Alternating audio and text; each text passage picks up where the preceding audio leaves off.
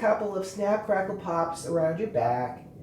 This is wheel and stretch. And what we're doing is that we're going to be doing a short 6-minute class of alternating working with the wheel and doing some really useful and usable stretches. I'm using my timer, and the timer for today will be on for 30 seconds. And what that means is that every 30 seconds, we're going to be changing the movements that we do. We're going to alternate between using this fabulous wheel and doing some really useful and usable stretches. I can't wait for you to see how good it feels to just work consistently for 6 minutes. Let's get started. And the first thing we do is lean up against our fabulous, and yep, I think it's fabulous, chirp wheel, and have our feet flat on the floor. The timer is on.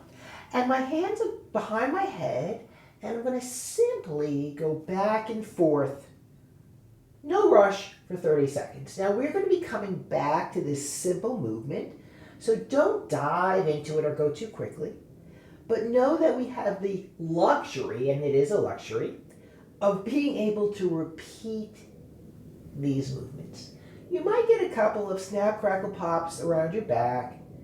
And my feeling for that is if you get 1 or 2, it's good. But if you keep getting them, maybe we need to adjust the stretch. From here, we're sitting up, we're pushing our hands onto our thighs, and we're finding our best back bend. We're sticking our chest up, lifting our face, dropping our shoulders, feeling the imprint of the wheel, right, on our back. And we're sitting like this so that the rest of the day we will be feeling this long, this strong, this stretched, right? Okay, we're coming back, and we're going to set up the way we did before, but we're going to switch the interlock of the hands. We're going to take our time and go back and forth, rooting our hips down, relaxing our feet, supporting our head, knowing that we have the luxury, and yep, that's the theme today, of repetition and being able to repeat these movements to see how well they work. That was 30 seconds. We're going to sit up again, but this time when we press our hands down, we're going to round and arch the back. And what we're doing is we're holding on to that feeling of extension that we had with the wheel and imprinting this into the way we sit. So the rest of the day, we'll be able to come back to this feeling of feeling stretched and strong and safe. We're going to lie back on the wheel, but now we're going to cross our arms at our chest. And we're going to drop our chin and simply roll just a few times. We don't have to do a lot today, right? We're just learning these movements, working through these movements. We're trying to travel the area between our shoulder blades and our pelvis. We're keeping our chin forward so there's no strain on the neck. And we're just kind of seeing how it feels, knowing that we'll be coming back to this. From here, we're going to sit up again, and we're going to gently twist to one side. One hand is behind your back. Push your palm into your back. Find a little bit of a back bend. Imprint that feeling of the wheel, of the chirp, in your spine. Find your length. Find your strength. Rotate around. We'll have a chance to twist the other way, but let's go back, chin to chest, and simply roll. And you know, today we're doing things for 30 seconds. Other practices, other classes, we'll be doing things for 1 minute. So notice if you want to stay longer, and that's a good sign, right? Drop the chin, travel the wheel between your shoulder blades and your pelvis. Okay, we're going to sit back down, and we're going to twist the other way, right? So hand is on the knee, other hand is on the back. Rotate. Use your strength to find your length. In other words, push your hand into your back, have your back find its length, and spin your ribs around. Lift your chest.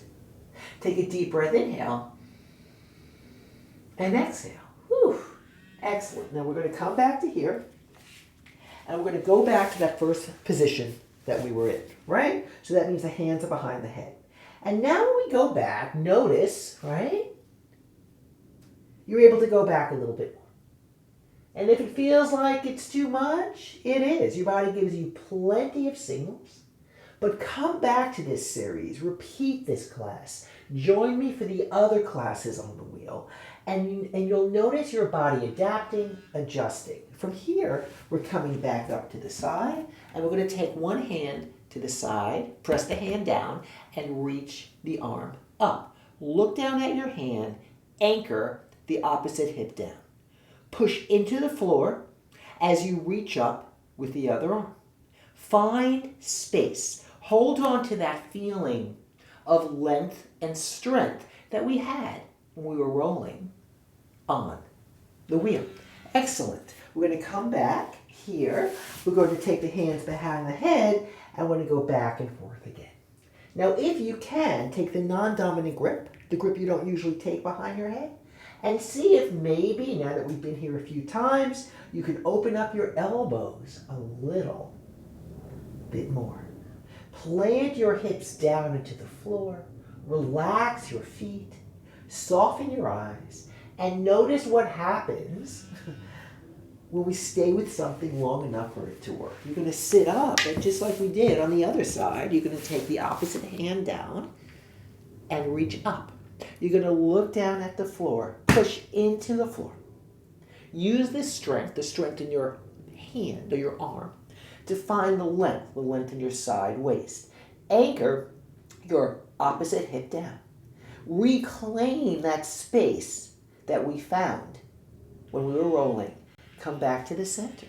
That was working with the wheel and some really useful and usable stretches. Come back to this video because we want to give ourselves the luxury of staying with something long enough for it to work.